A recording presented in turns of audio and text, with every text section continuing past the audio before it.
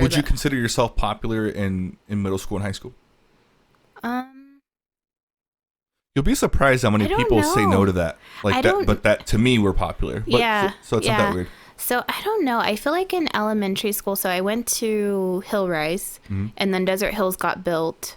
So then I ended up going to Desert Hills starting 3rd grade, and then Camino, and then Oñate. So I kind of feel like I had similar friends throughout my years, but then obviously when I changed schools, I had a different set of friends.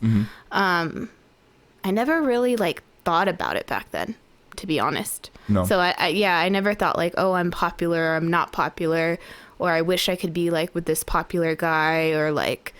If I were to talk to someone that knew you from high school or middle school, that for sure was not popular, their self, like right off the bat, they're like, hey, I was not popular. Yeah. What do you think they would say about you?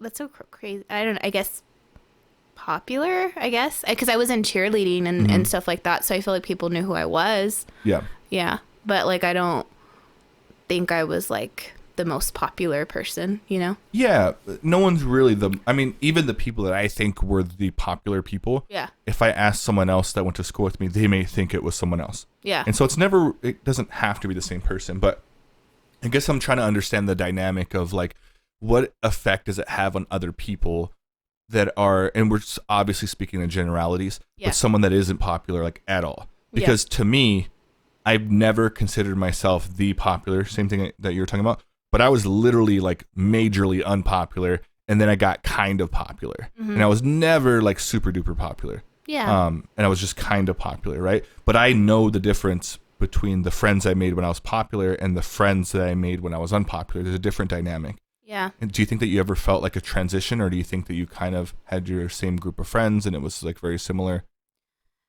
I feel like I always kind of relied on connections, like whoever I was connected with at the time. There's people that, like, say when I was doing cheerleading, that like I connected with, and there's people that I didn't connect with.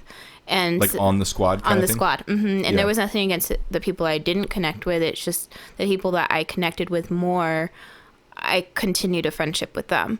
And then I was a cheerleader in high school. I just did it my freshman year, and it was kind of the same thing. And then I was like, okay, I want to do something new. I ended up meeting like a new set of friends, or getting closer to more people that I felt more connected to then. And so that's kind of what it's like been based on, I guess, for during my school. And then like, I feel like most of those people I'm kind of still friends with now. Yeah. Yeah. So, I mean, there's probably a few that I'm not as close with, but it was just kind of like, I don't know. I just feel like for me, when it comes to friendships, it's always been, do I feel like emotionally connected to them? Whether they're the most popular person or whether they're not. I think that's kind of how I felt in high school too, or when I was younger. Yeah. Like, I never felt like I don't want to hang out with this person because they're not popular. And I never felt like, oh, I want to hang out with this person because they're popular and like I'm going to like gain something from it. It was just always kind of like, I feel like I have a good time with this person. I feel connected with them. I get something out of this friendship that like really makes me grow as a person. And so like, I'm going to continue the friendship. Yeah. Yeah. That's good. I can see you like that. And I can see you being nice. I can see you being popular, but also still being nice to the other people that are unpopular. You've always been like that. You've always been a caring, kind, considerate person. So I can see you being like that even younger. Yeah, I think it just like, I've always had that. Like, I'm kind of selfless in a way, you know? And so I just kind of want to have a good time. I want people to have a good time. If I feel like I'm connected with somebody, then like I want to continue that connection. Yeah. Yeah.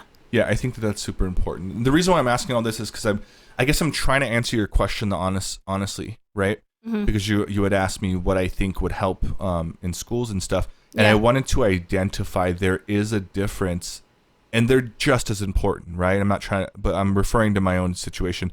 I think it's not anything that parents can do. Let me change that. it's not anything staff members at a school can do because it's not their responsibility. They're 8 hours, 9 hours a day, sometimes longer, right?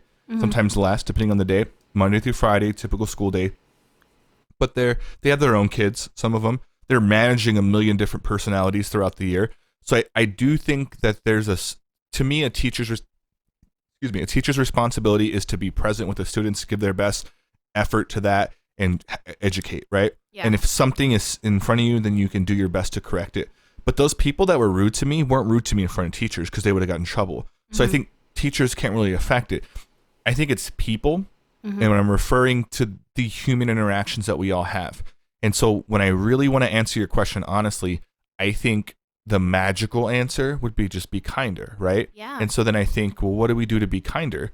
Then I think, and the reason why I took back the adult part or the parent part is because I think parents set the tone for their kids to be nice, right? True. Yeah. And so it's like, how do we get kids to be nice to each other? Maybe if the parents are nice to each other.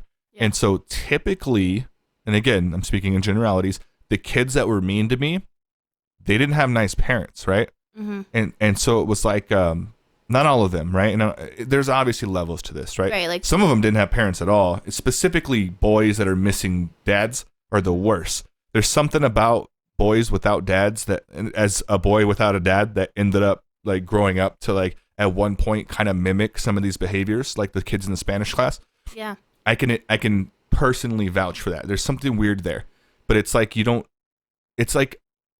and the moms that figure that out, because there are moms that have sons that are really well behaved, those people deserve like double high fives and like extra stuff because that's super duper hard.